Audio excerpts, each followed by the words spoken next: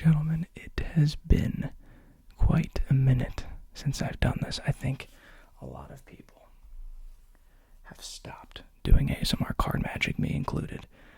It's been a while since I've seen JoJo do it. I know there's some other people out there, but JoJo was the main big dog that I watched who would do it, and I actually, still to this day, after 8 years of ASMR, my most popular video, or actually several most popular videos, are actually card magic, ASMR card magic.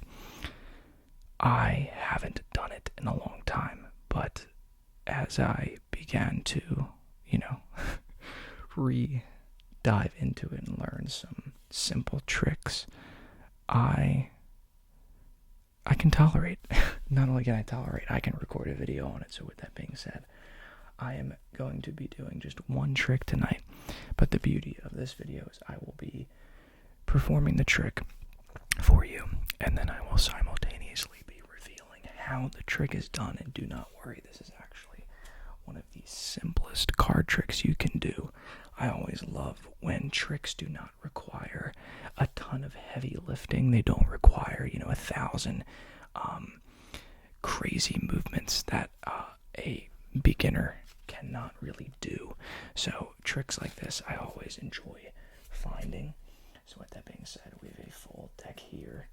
A full deck of cards. The jokers have been removed, of course. And what I'm going to have you do is I'm going to have you pick just a random card for me, okay? So say you're going to pick...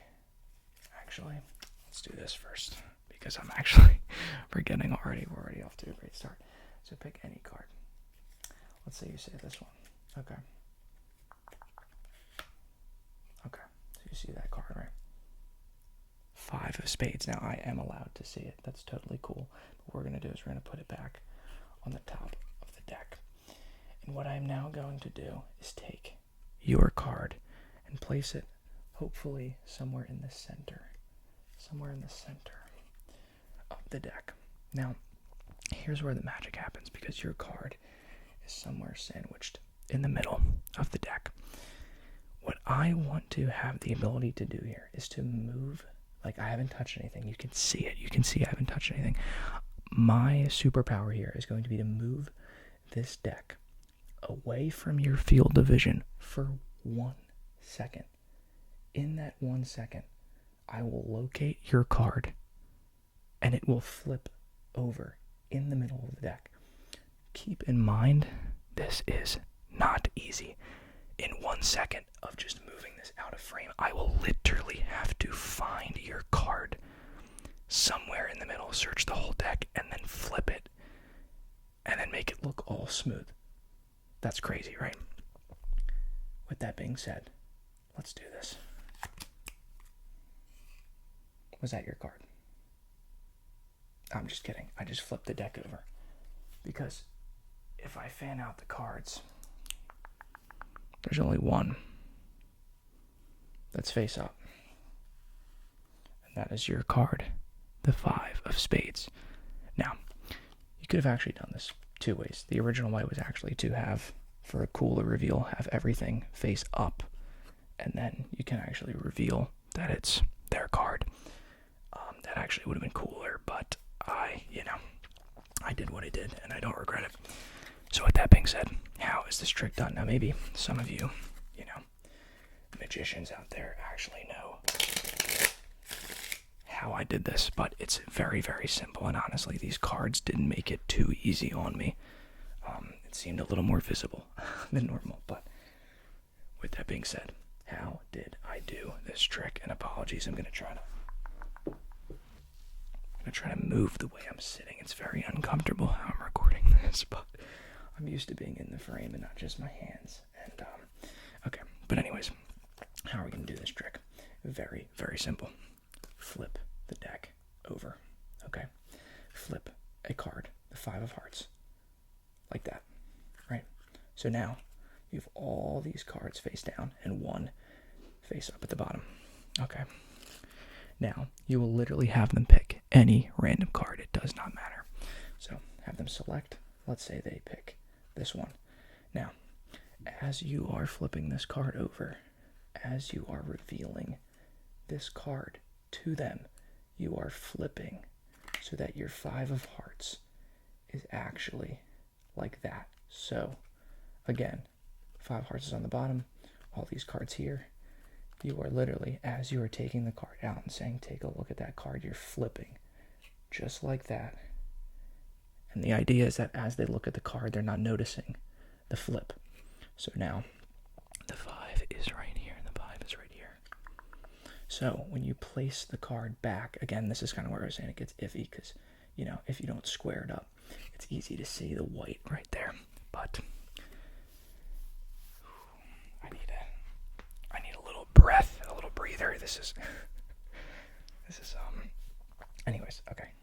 Besides the point, you are then taking this 8 of diamonds and putting it, again, you can see it's not squared away, but place the 8 right on top. Obviously, don't do it like that. Do not do it like that, please. Now that it is on top, you have their card and the previous right there. So now, when you say, I'm going to take it and put it in the middle, you are really doing that. But what you're actually doing is putting it face down in a bunch of face up cards. But because you still have this one here, they have the illusion that you're not doing that. They think you're just putting it in like the rest of the deck, So, with that being said, you do truly insert in the middle. But now their card is face down in a face up deck. Now, the cool part is, and when I first saw this trick, I was like, this is stupid because you're taking it out of frame. Now, in person, what you would do is literally find some way to hide it. If you're by a table, it's still impressive because you literally have to. It's not like, oh, he cheated since he went out of frame. It's like, or if you're doing it in front of somebody, it's like not, oh, he cheated because he went underneath a chair or a desk or this. It's like, no, you literally located the card and flipped it all within a split second. So you're not really doing that. It's already set up to be like that, right? But what you're now doing is all you're doing under a table or a desk or anything is flipping that. And then you're good. Because the idea is you don't want them to see 2 face-up cards. They're going to be like, what's going on, blah, blah, blah, right? You don't want that to happen. So essentially, all you're doing is flipping that card over. So when I, in my example, say I'm going out of frame and I'm going to find your card, locate it, and flip it, I'm doing this. Out of frame, flip, done.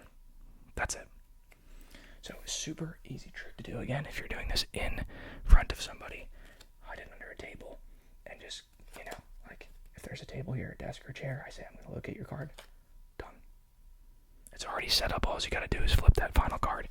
Then you can do the cooler reveal, which I didn't do, which is there's one card right there. That is your card, the 8 of diamonds. So, simple enough trick. I love, love, love magic tricks like this because ultimately they are, like I said, easy to do. You do not need a million, card forces, like all these things. The more complexity you add to a trick, the scarier it gets, I'm sure, for every magician, but for me, and also for anybody that I want to teach this to, because I like foolproof tricks, and there's a lot of, this is an example of one that is a bit trickier to mix up. For example, a common, magic maneuver is doing a double lift. Even these sometimes scare me. It's the oldest trick in the book. I know that was not smooth. I was showing you how it works, but even sometimes these scare me because if people know magic, they're, if you know somebody who really would call you out on everything, you're lifting 2 cards, you're doing this, you're doing that, it can be a bit nerve-wracking. But the idea here is that this trick is very simplistic. You're not forcing any card. They are truly choosing their card. The only place you can actually go wrong is, say you plop, let's say they pick this card and you plop the deck down and say, oh, you know what I mean? Like you just exposed it right there.